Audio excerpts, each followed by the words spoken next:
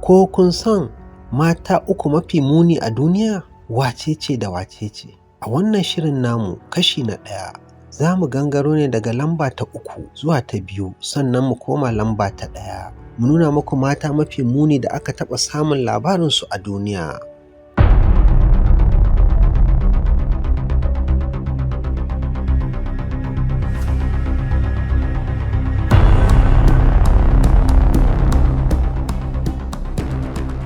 Mary Ann Bevan Ni Webster ita ce mace ta 3 mafi muni a cikin jerin gwanon lambobin namu. Mary Ann Bevan ita ce wadda ta taɓa cin gasar mace mafi muni a ƙasar Burtaniya. Ita ce wadda tarihin duniya ya haska ta a wasu shekaru masu yawa da suka shuɗe. An haifi Mary Ann Bevan Ni Webster a ranar 20 ga watan 12 na shekara ta 1874 a Plaistow, Newham a garin London can ƙasar Burtaniya. Mary Ann Bevan tana ɗaya daga cikin 'ya'ya 8 da mahaifanta suka haifa a duniya. Kafin kamuwa da cutar da ta maida ita mace mafi muni a waɗancan shekarun a duniya, kyakkyawar mace ce wadda abin alfahari ce ga iyayenta har ma ga mijinta da kuma 'ya'yayanta.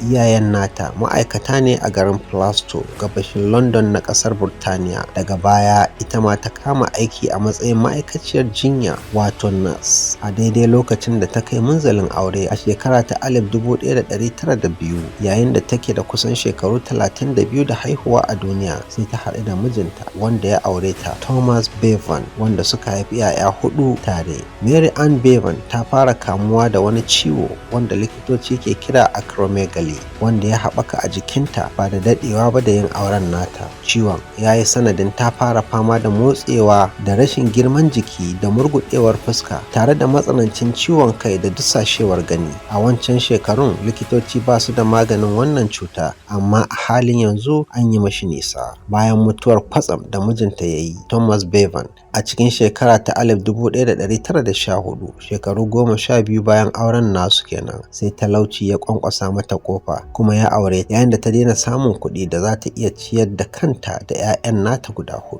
Babu sana'a, babu aikin yi, sai ta bazama ta fara neman aiki, kuma duk inda ta je neman aiki sai a hana ta, a ƙi ba ta dama, kuma akan yi mata ba'a ta hanyar amfani da kalmomi na cin mutunci, ƙauyanci da rashin wayewa a gabanta, kamar a ce da ita mummuna kawai, ko kuma wa zai baiwa mai kama da dabba irin ki aiki.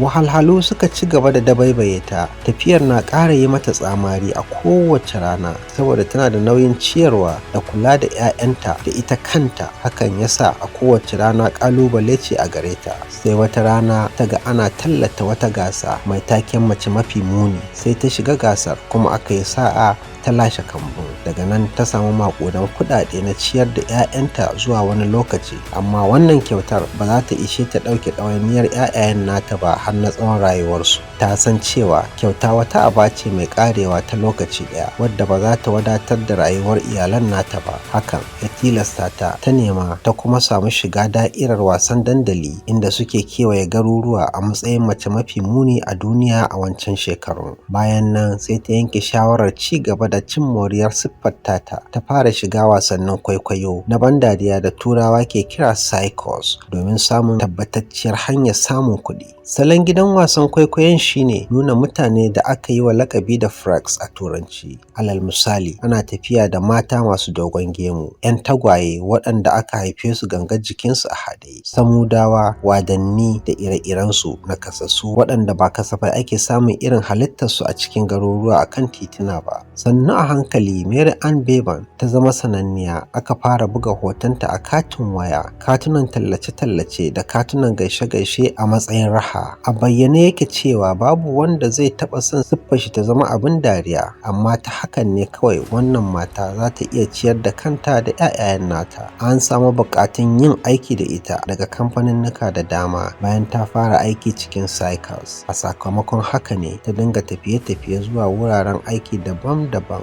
ba zama, da ƙyar ta koma ƙasarta. Mary Ann Bevan ta kuma taɓa komawa ƙasar Paris a shekara ta 1925 domin shiga wani mashahurin wasa. Rayuwar Mary Ann Bevan ta sauya, kuma yanzu ita da iyalanta suna cikin walwala. ta yi aiki na shekaru da dama a duniyar wasanni domin nishaɗantarwa da baiwa masu kallo da kuma sauraro dariya. Ciwon na daɗa yi mata illa can cikin jikinta, tana mutuwa a tsaye a kowace rana ba tare da waɗanda take nishaɗantarwa na da masaniyar haka ba. Da lokaci ya zo, cutar ta ƙwace ranta a ranar 26 ga watan 12 na shekara ta 1933. Tana da shekaru 59 kenan da kwana 6 a duniya. Bisa wasiyyar da ta bayar kafin mutuwarta shine 'ya'yanta su binne ta a makabartar Brockley, inda aka binne wasu shahararrun mutane guda biyu masu suna Brockley da Lady Well a ƙasar Ingila. Duniya na tunawa da ita wannan mata a matsayin uwa mai yawan daraja da ta kula da 'ya'yanta duk da cewa rayuwarta bata kasance cikin farin ciki da annashuwa ba saboda tsiya da tsokana da al'umma suke yi mata. A cikin shekara ta 1920, wani Ba'amurke ɗan wasan kwaikwayo mai suna Samuel W. Gompers ya ɗauke ta aiki domin fitowa a cikin wani wasan kwaikwayon shi mai lakabi da Dreamland, wato nau'i na wasan kwaikwayo inda ta shafe mafi yawan shekarun rayuwarta tana yi. A farkon shekara ta 2000, wani kamfanin buga kati mai suna Hallmark ya fara amfani da hotonta akan katin ranar haihuwa a ƙasar Burtaniya. Rubutun da ke bisa katin yana magana ne akan wani wasan kwaikwayo na talabijin wanda aka gina shi akan soyayya mai suna Blind Date, wato makauniyar mu'amala. Daga bisani, wani likita ɗan ƙasar Holland ya yi ƙorafin cewa yin amfani da hoton wannan mata ta wannan siga rashin mutunta macen da ta samu nakasu ne sakamakon wata cuta.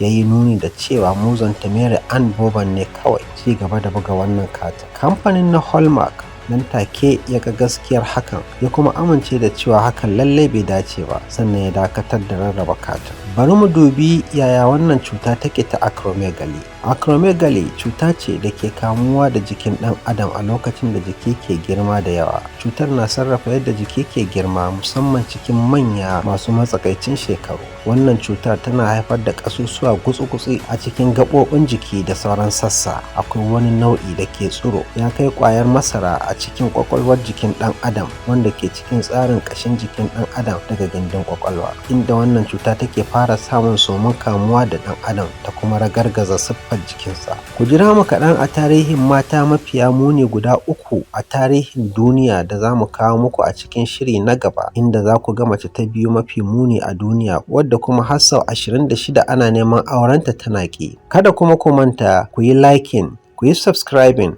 domin samun ire-iren waɗannan tarihin. Bye bye.